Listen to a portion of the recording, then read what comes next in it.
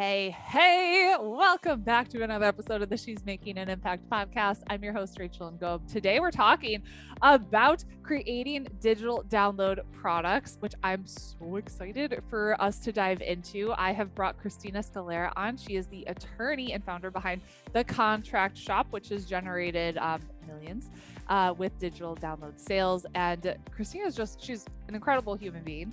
She knows her stuff. So if you're looking for creating a digital product that's not an online course and you want to do things a little bit differently, this is going to be the episode for you. I had a lot of fun talking with Christina. I think you're going to like it. So let's dive on in. Hey, Christina, welcome to the show. Hi, Rachel. Thanks for having me. Yay. I'm so excited. So tell us a little bit about you and what you do. Yeah, I'm the founder of D-commerce coaching. So I help people to start D-commerce, not e-commerce, but D with a dog. So what that means is that if you are interested in selling digital products through an online storefront, so not courses, but digital products like templates, scripts, packs, things like that, that's what I help people to sell through online stores like Squarespace and Shopify and other channels, and even Etsy, some creative market, things like that. So that's all what we would consider D-commerce. And that's what I help people to do instead of e-commerce or courses or some of the other more familiar formats that we've seen out there. Just in the week of 2020, we've really seen the rise of digital commerce as well. Yeah, I love it. So how did you get into this? Yeah, for sure. So I still run my D-commerce store called the Contract Shop. I really resonate with your story, just kind of being interested in a lot of things and not knowing what direction to take it in. And I love how you organically fell into Pinterest. But, for me, that was legal stuff. So I'm a lawyer. I went to Emory Law School, graduated, got my dream job. And after waking up, one day I just had this realization that this is like the rest of my life. There's no more looking forward to summer vacations. There's no more breaks. There's no more, seasons where you have a semester and it ends. And that was everything I'd ever known. And so I really had this moment where I was like, is this what I want to do? And the answer was no. So I went on sort of a quarter life crisis. I love how everyone's quarter life crisis seems to involve traveling. So I went out to California. I got certified in prenatal yoga. I became a doula. I was just really interested in helping people, obviously women, with just the things that they were going through and giving them a more empowering pregnancy and birth experience. And so I know that sounds really off the wall, but what happened was I took that training. I came back to Atlanta where I was living at the time. And unfortunately, I really couldn't find much work as a prenatal doula yoga teacher. There's actually a lot of people doing it and probably, I know much better than I could. And I don't say that as a slight. I totally mean they are doing it way better than I could. And the reason why is because they're interested in actually facilitating that transformation for women. And I realized that I was actually more interested in the back end and the blogging and the marketing and all that kind of stuff. So that's what I knew. That's what I got started with. I started a blog. I tried to blog about wellness and stress and pregnancy and all that kind of stuff. And it wasn't until I just off the wall took a shot in the dark because people were asking me questions. I'd always get outed as a lawyer, inevitably, wherever I was, whether it was an entrepreneur meetup or a class or something like that. And so people would always be like, oh yeah, yoga, that's cool, whatever. And then they'd find out I was a lawyer and they're like, oh, what do I do? And right? These scenarios kept coming up and they got really interested in talking with me. So I started blogging about it. And that was where the idea for the Contract Shop was born, my D-commerce store, because people just kept asking me questions. And I'm kind of lazy. So I don't want to answer the questions over and over and over again. I just want to do it once and then be able to provide them with a resource. And so obviously some of those resources were more valuable than others. And those were what turned into my paid products. And so I've had the Contract Shop now at the time this comes out, it'll be about 6 years. And just in the last year, I've started coaching people on how to do what I've done with that, which is build that from a $40,000 a year business to close to 7 figures a year, definitely well over 7 figures total. So that's what I'm focused on now. And that's how a very short story of how I got there. I love it. So why digital downloads? Yeah. Well, I tried courses. Mhm. I tried coaching. I tried a lot of different ways to make money online. And the issue I kept running into, I didn't try physical products. So I didn't try like drop shipping, but I'm really familiar with that industry now. So the issue I kept running into was that everyone sells you on how easy it is to sell a course or be a coach or do all of these things that are done for you services, like just start an agency. And I think a lot of people, in the interest of marketing whatever it is that they sell, skip over the really difficult nitty gritty parts of what it takes to get there. I mean, I know you know this, but it's a lot of mindset. It's a lot of work, no matter which way you slice or dice it. Like it's just going to be work to get things up and out there. And for me, when I looked at coaching, that's something that you have to reliably show up with a really strong energy and presence for. And I can do that, but it's very draining on me. And then when I looked at courses, it definitely wasn't like the easy sales tool that a lot of people were pushing it as. And, as soon as you stop launching it, it really starts to dry up. Your sales trickle down to nothing. And then if you don't launch it again, people don't know about your product, your course, and so they don't buy it. But with digital products, the difference between those and courses and coaching is that you're just selling a little tiny part of the equation. So, coaching is really intensive. It takes you all the way through someone's process. Courses are also pretty intensive, depending on the length and structure of the course. It could be like an A to Z thing. It could be like, taking you from like A to P thing. But digital products really only take you like a half step from like A to B. They're really, really tiny, and they really give you this nice little result that you can tangibly see. And so for me, it just felt easier to create those little tiny tangible results for people. And it felt easier to sell because when people could understand that for a fraction of the price of a coach or an online course, they're going to get this little tiny thing and they're guaranteed to have that as a result. It was super easy to sell, especially for someone like me who isn't really that salesy and not, I would say I'm much better at marketing now, but like I wasn't really great at marketing. Yeah. Cool. So what are some of the different downloads that you could do? Like, I understand with you doing legal templates, that's going to be something you could charge quite a bit of money for. What are some other things that you could create and sell and have like a good profit margin? Yeah, I've had students that have created all kinds of different copy templates, webinar scripts, DM, for Instagram DMs, sales scripts, captions, stock photos, stock imagery for Canva, or not imagery, but graphics, templates for Canva, templates for bookkeeping. So the possibilities are really endless when you start to look at your own business, especially if you're a pretty established service provider. I think this is a little bit easier for you guys when you see what are the templates that we always use throughout the client process to get the client the result that we're looking for. So you might have like an SOP that you always, and I'm sure this is in your course, but you always go through this SOP to get someone's Pinterest set up. So maybe someone doesn't need the entire Pinterest setup today.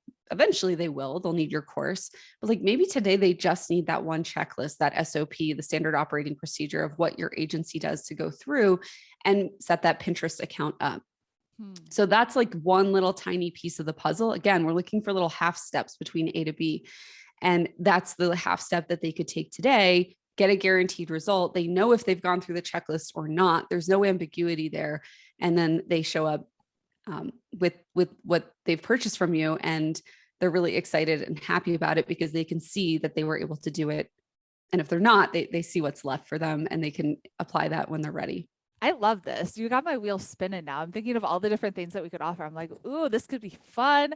What like price point are we looking at? Yeah, I know. This is so funny. Everybody loves the pricing question.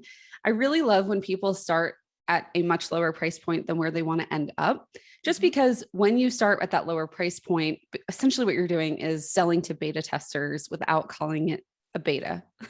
Okay. I think beta testing is, it has its merits, but also people can start to feel like they didn't get the full scope of what they could eventually have gotten from you.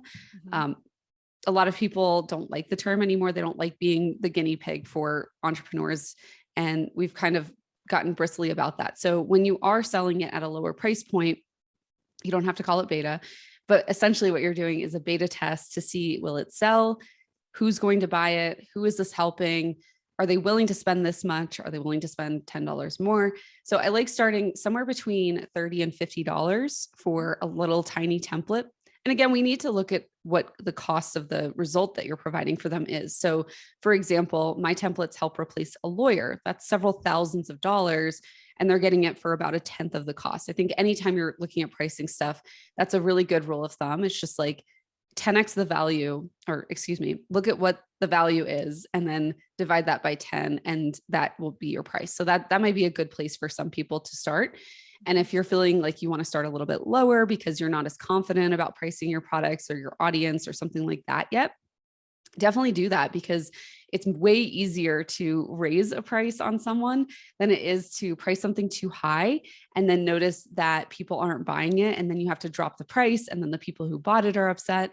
So I think that's a really good place to start. The next thing to think about are things that complement your offers so that you can add upsells or just like complimentary priced offers or even lower priced offers. But I'm going to turn this back around too, because like the pricing thing isn't exactly where I like to go first, because I think that's a helpful discussion. But I think the most important discussion to have before you talk about pricing your digital products is actually what result you're going to get for people. Because I think when we turn the discussion to pricing, we look too much at the containers. So, is it going to be a workbook? Is it going to be a checklist? Is it going to be a template? And those are just containers. They house the vehicle that gets someone a result. But what we really want to look at, if you want to have a successful digital product, is the result that you're trying to get for someone. And then ask yourself, what is the best container to get them that result? Are people more likely to use a checklist versus, a 30-minute workshop? So looking at that kind of stuff can also help you to price it, because a workshop might be valued more, but a checklist might be the thing that actually gets them the better result. I love this. And I feel like I'm actually going to go back and listen to this episode and take notes, and which is awesome. Okay.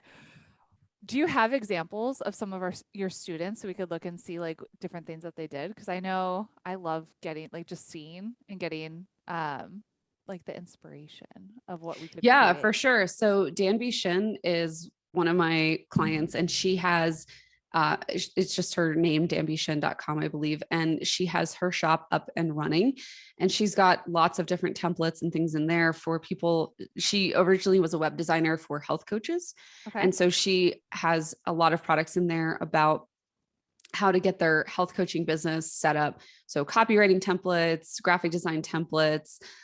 Another client is Sarah Jane Burt. So she has a lot of different templates about obviously copywriting, sales pages, things like that she's coming out with. Nena Moore is a former client of mine. She's in Toronto, I believe. And she has a lot of different templates all about how to run your ops. So your operations of your business, smoother systems, things like that. Let me think who else off the top of my head. Kelly McClellan sells she sells digital products for new moms who have toddlers, and they need to understand what they can do with their kids that won't drive them crazy, but also maybe has an educational bent too. So she sells a lot of different projects about like playtime ideas and toy ideas and things like that moms can have. Her company's called Apple Slices. I'm trying to think, there's like, we'll put all of these in the show notes so our people can just like go and click on them and go check them out. I love it. Who else can I give a little shout out to? Oh, Brittany Wasman has ClickUp templates, which is really cool, because ClickUp is just like exploding right now in popularity. And I think a lot of people that get into ClickUp from, I was from Asana, or maybe some people are still using Trello, something like that. It's a much different system. And so she helps them to organize their ClickUp through her shop and the things that she's actively selling in there or like adding there soon. I love it. Okay. So is everything hosted on Shopify or WordPress, or how do you do it on the back end? Yeah, no, good question. My preference for people starting is to go with what's easiest for them.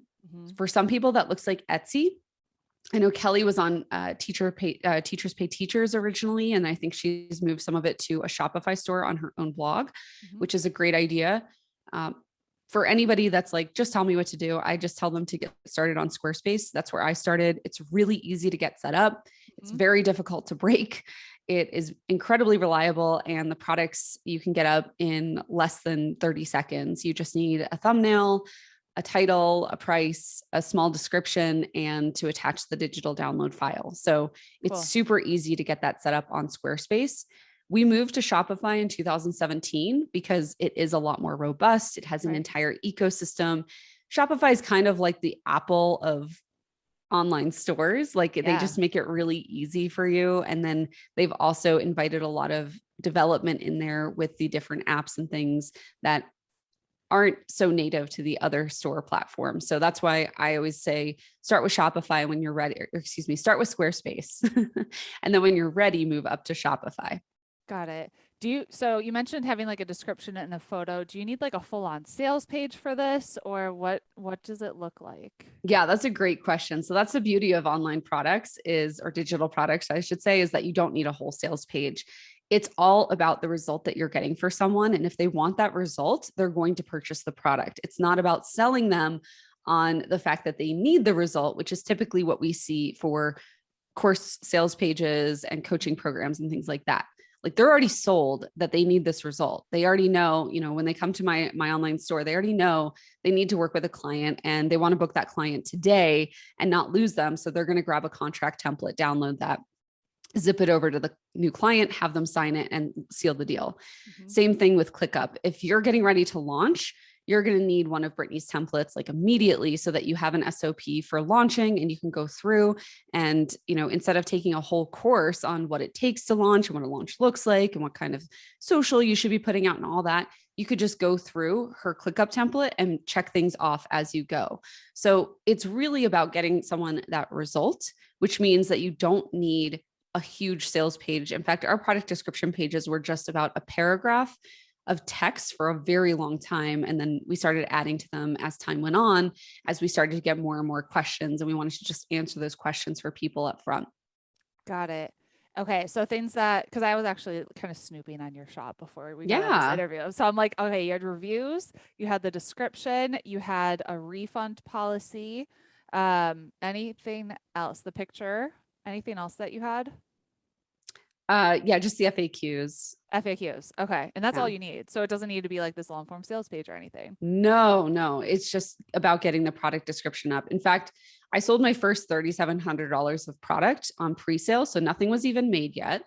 And that all happened because I just had the product descriptions up and had a quick little, paragraph about it. I had in big text, this is on pre-sale. It will be delivered in 14 days.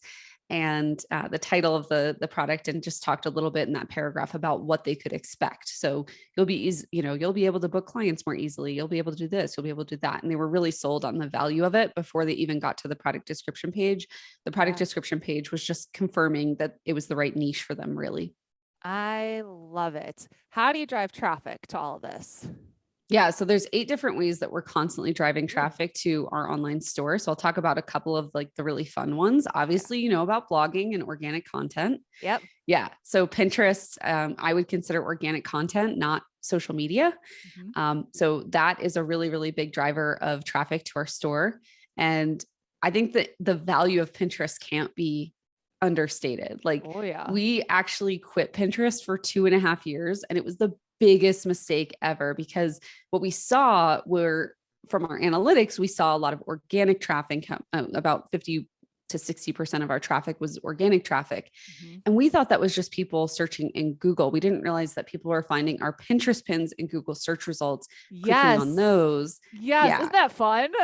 Yes. So we lost out on, I don't even want to think about it. We lost out on so much money because we stopped prioritizing Pinterest. And it was so interesting because, again, through Shopify, you can add apps. So we added a little app. It's called Inquire. And we asked them there's lots of them. You don't need that particular one, but that's the one we use because I know people will ask.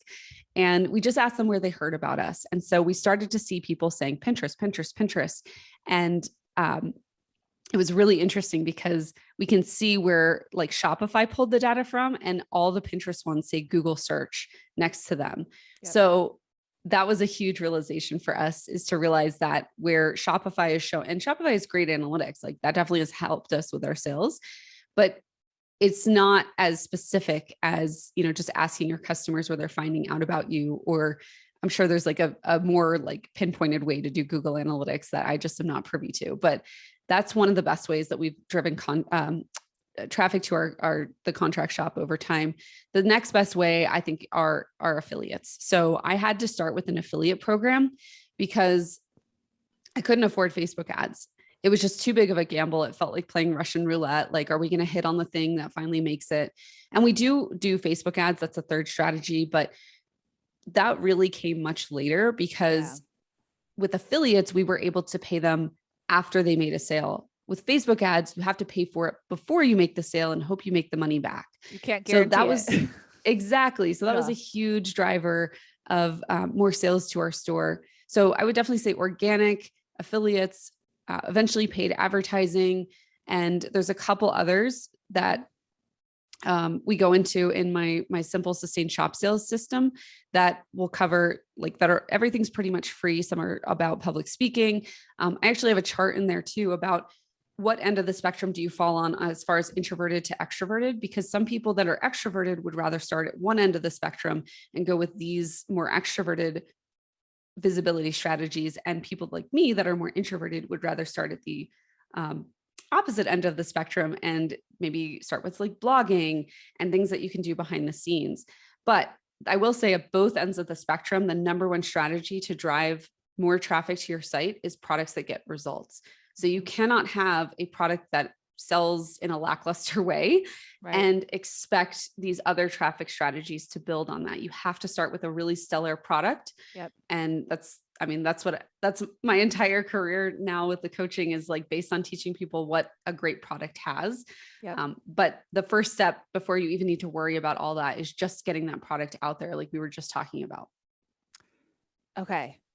Ooh, I was like, I have a million questions based off of that. Which one to start with? Go for it. Affiliates. What percentage do you pay? Well, again, it's kind of like the pricing discussion. It's really not about the percentage. So we have to look at the average order value of what an affiliate can expect to make a commission off of. So if they're only making, if your average order value is only $25 or something low like that, maybe under 50, and you're giving them, a 60% commission, that's still only going to be a couple bucks per sale. So is that going to be enough for the type of affiliates you want to attract to sell for you on a regular basis? Probably not. So the goal is to get that average order value as high as possible. So when I started, my average order value was somewhere around 100, 125 bucks. Now it's crossing the $400 threshold. Ooh. So yeah, that's going to happen. What are some things that, do you do different upsells, downsells? What does that look like? Well, yeah, it's going to happen as you create the best thing that we did was raise our prices. So we raised our prices by $100 for the first 3 years. And now they've kind of leveled off and they are where they are right now. But that was the best thing that we did to increase our average order value. So just keep bumping the pricing up, especially on the products that are selling, until you start to see a drop off. And then you can kind of peel back or just stay there. And that's going to really help you with those affiliate sales. So for example, I would much rather have a 10% commission off a $1,000 average order value than a 50% commission off of $100 average order value. So it's really about what is the dollar amount that's going to make sense for people to promote your shop and your products, and how, like, what percentage of your average order value is going to get them to that number. And if your numbers are really low, like if you're like, oh, I'm only selling $7 products, well, maybe it's time to look and see how can you get people $10,000 or $5,000 results so that you can sell a $500 product. I like it. If you already have a WordPress site, do you recommend just like getting Shopify and having like a shop tab on your site to direct them there? Yeah, that would be a great idea. I call shops the new blog tab. You know how people used to go and look at your blog, your recent blog posts and see, if you were more creative, what was in your portfolio type blog posts. And if you're more of a writer or like lifestyle, when was the last time you posted? Is this recent information? Is this holiday guide from this year? Or is it last year's? That kind of thing. Yeah. But your shop is really your new blog tab. And it's what people will quickly glance through just to see what it is that you're an expert at, what kind of results they could expect, because it's a little tiny sampling of whatever your larger offer is. And you don't always have to have a larger offer. The contract shop has no larger offer. There is no overarching membership or coaching program or anything like that we sell them into. It's just the products. Right. So you could just have products and a blog with it, or you could also use this as a marketing strategy to give people a little sample of what's to come and then upsell them into a live launch or, a larger coaching program or something like that, because it's much easier for them to consume a product description than all of your marketing materials that you're going to have to pay a lot of money to put in front of them with retargeting ads and emails and newsletters and things like that. Yep. Okay. So when you send them to your shop, do you have a way to build your email list on the shop? Or are you directly sending them to a product? We usually send them to a particular product. So it is easier for people to see 1 to 2, maybe even 3 things at a time. So when we do a new product release, it's like just that new product. And watch this in your e-commerce stuff. So I created e-commerce coaching because it's a little bit of e-commerce, it's a little bit of coaching, and it's a little bit of the course industry. And all 3 of these offers are sold in totally different ways. Like you wouldn't see an email from someone emailing you about, 50% off coaching like every Tuesday, but that's what Old Navy does with e-commerce. So you have to, it's been this unique thing where I've had to look at these 3 industries and watch what they're doing and how it could apply to digital products. So if you wanted to do that, I would say it's something that you just have to tread lightly around, and also look at what is being consumed by your audience and make sure that you're meeting their demands, or maybe even exceeding those a little bit. I love it. Okay. Any mistakes you see people make as they build this out? Yeah, it's so funny. The number one mistake I see people make is not having a cart icon that follows people around the site. It's like, I'm not even kidding. I want to say it's like close to 80% of people who they're like, I'm not making any sales, help. And I go to their website and it's beautiful. Yeah. And I add something to my cart, and then I click back to look at their about page, because that's what a lot of people do. I mean, selling on the internet is kind of like opening up your shirt or your jacket and saying like, which one which wear do you want on which sleeve? Kind of like that back alley thing. People don't know you yet, and they're still trying to understand who you are. And is this, are you going to fish them? Is this going to be a legitimate site? So you really want to obviously gain their trust through all of your different content, like we just talked about, but also understand that it's a huge mistake that I see so many people make, where they click back to the about page and now the cart's gone. Because a lot of people just have it where you add a product to the cart, it takes them to the cart. And then when they click out of that cart, the cart is lost. Like there's no more cart icon. There's no more like, little shopping symbol with like the 1 or the 2 or like however many items you have in your bag. So it's really important for you to have that. Just is that like a plugin on Shopify, or what is that? Shopify automatically has that built into, I think, every theme, because that's obviously the point of having a shop is the checkout feature, because if no one can check out, there's no shop. So I think that's automatic on there. But if you do have a WordPress site and you want to add what's called Shopify Lite, you can certainly do that. A lot of people do that with their Show It sites, for example. And you could even Squarespace, I think you can add Shopify Lite too. I think I saw that on someone's, but that certainly can help. But I would just make sure that there is some functional way where people are used to seeing it in the top right corner, or even like a little cart that follows them around as like a sticky header or footer or something, so that they can always return to that cart and continue to make that purchase after they learn a little bit more about you or read a couple extra blog posts, something like that. Oh, so good. So good. I feel like I could ask you a million more questions, but I know we're going to have to wrap up soon. So what's one of the best books you've read? One of the best books, fiction or nonfiction? That could help us with our business and or mindset and or personal growth. Yeah. Ooh, that's a good question. I'm trying to think of like one. Well, I read one recently that was really good. I'm gonna have to look it up because I always forget the title. It literally was like this week that I read it. Sorry, Rachel. You're fine.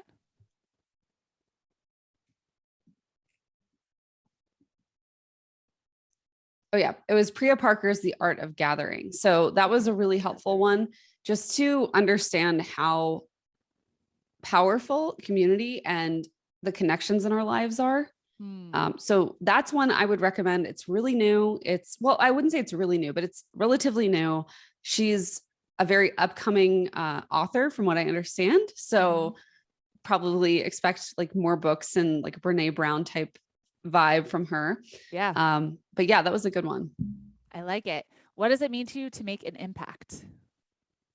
To make an impact, it means that you understand what you are waking up for every day, that you are excited about it, and that even if not every day goes as planned or that you have struggles or challenges, you can still see the forest through the trees and you still know where you're headed.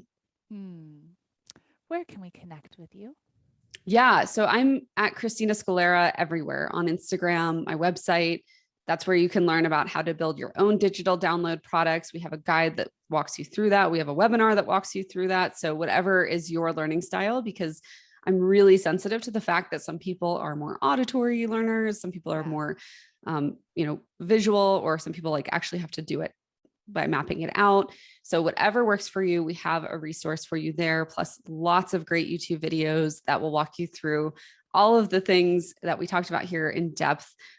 Just going a little bit more in detail, because obviously, the hundreds of hours of YouTube videos are not going to be able to be conveyed here in this short time that we had. Thank you, Rachel. Yeah, thank you so much for being on. You are incredible, and I'm excited to see what our audience creates with this.